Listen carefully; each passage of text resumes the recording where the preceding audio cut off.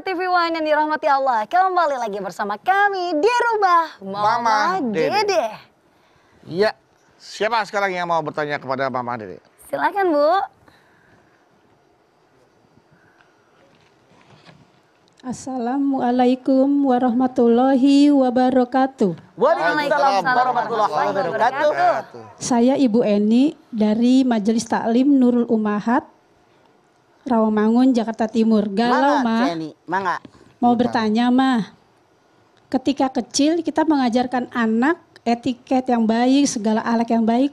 Tapi ketika dewasa dia berubah karena lingkungan dan teman-teman. Gimana caranya, Mah? Menanganinya. Apa pertanyaan Bu Eni? Saya yakin bukannya sendiri. Banyak kita yang punya kasus begitu.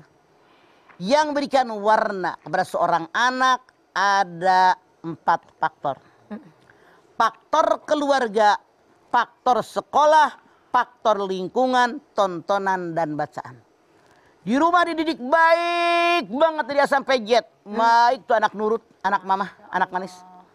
Masukkan ke sekolah yang islami. Dididik oleh ibu-ibu gurunya. Pinter bacaan Al-Quran, pinter murotal karena dia baca terus. Doa-doa, akhlaknya baik. Apa ini bisa menjamin? Belum tentu, kata Bu Eni. Lingkungan. Lingkungan sangat dominan berikan warna kepada anak. Ya. Kalau anak masih SD, sekupnya kecil. SMP masih kecil. SMA, kuliah apalagi. Antar pulau tuh anak-anak kita teman-temannya.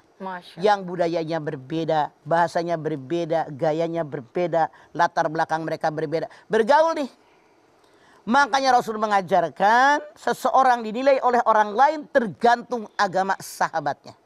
Rasul mengajarkan hati-hati kalian punya teman. Karena diri kalian dinilai siapa teman kalian. Rasul pun mengatakan kalau bersahabat dengan tukang minyak wangi, walaupun tidak membeli minyak wangi, minimal mencium baunya.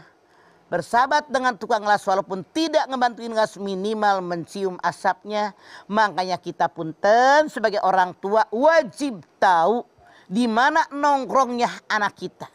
Ngapain, siapa teman-temannya.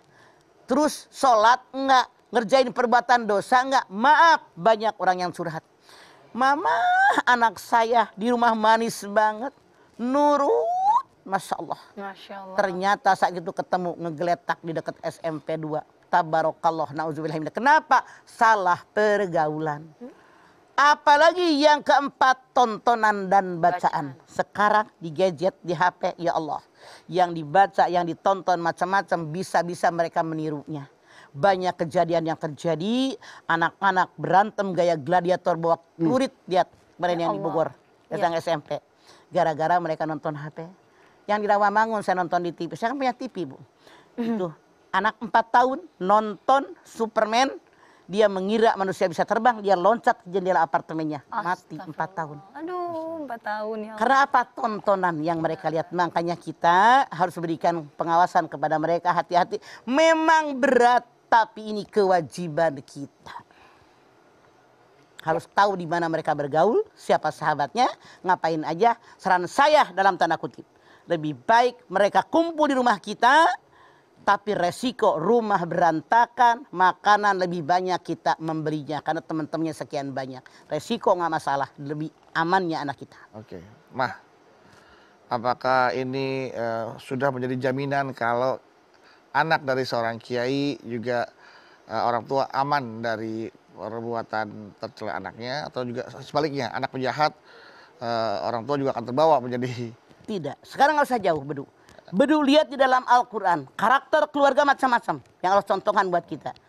Ada ibu bapaknya baik, anaknya kurang baik. Nabi Adam, Siti Hawa baik, anaknya Kabil membunuh abangnya gara-gara berebut cewek. Ada yang ayahnya baik, seorang nabi, seorang rasul, Nabi Nuh. Istrinya dan anaknya Kan'an tidak juga mau masuk agamanya. Tidak mau naik perahu. Artinya ada keluarga sampai datang kiamat yang suaminya baik, ayahnya baik, istrinya dengan anaknya tidak baik. Ada keluarga yang suaminya baik, istrinya ngebandel, bahkan melakukan perbuatan yang sangat dibenci oleh Allah. Ya Allah. Nabi Lut, istrinya seorang yang liwat. Seorang liwat itu lesbian. Ya Allah. Kemudian Siti Asyah, suaminya Fir'aun mengaku Tuhan. Artinya ada keluarga dalam masyarakat kita yang istrinya hebat, imannya mantap, imannya kuat, tapi suaminya sangat menyebalkan, bahkan arogan mengaku Tuhan. Ada lagi keluarga yang ayahnya tidak baik, tapi anaknya baik. Azar, ayahnya Nabi Ibrahim, seorang pembuat patung, anaknya seorang yang hebat. Ada lagi keluarga, suami istri baik, anaknya semuanya baik. Nabi Ibrahim baik, Siti Sarah, Siti Hajar orang baik, anaknya Ismail dan Ishak orang-orang baik, seluruh keluarga utuh baik. Hati-hati, ini contoh. Ada lagi semuanya bapak ibunya tidak baik, Abu Lahab, bapaknya, ibunya, anaknya tidak baik. Jadi yang Bedu katakan tidak jaminan. Ayahnya seorang kiai, anaknya kiai, tidak jaminan. Iya, nggak jaminan. Karena yang 4 faktor memberikan warna kepada anak. Ya. Berarti memang berat ya, Maya. Apalagi buat orang-orang biasa seperti kayak saya ini, sebagai ayah kiai bukan, mengerti agama juga bukan, ya kan? Apalagi nabi, apalagi saya bukan nabi juga. Maksudnya ini kan menjadi PR berat Betul. buat kita. Tapi apapun yang terjadi, anak titipan. Anak adalah amanat dari Allah yang wajib kita menunaikan amanat tadi. Ya. Makanya ku anfusakum wa ahlikum naro dengan 4 cara: keluarga yang baik, sekolahan masukin yang baik, lingkungan yang baik, tontonan, bacaan yang baik. Ini yang menjamin anak akan arahkan kemana. Arahkan kemana ya? Jadi dibentuk, dikondisikan sama orang Betul, tua. semenjak awal. Semenjak Ketat kita menjaganya. Wah. Kalau kita sudah mengaudisikan dari awal, dari sejak dini, sudah semua apa yang harus diajarkan kepada anak, orang tua sudah. Tapi yang namanya balik lagi ya, Maya, hidayah Allah yang menentukan datang kepada siapa aja.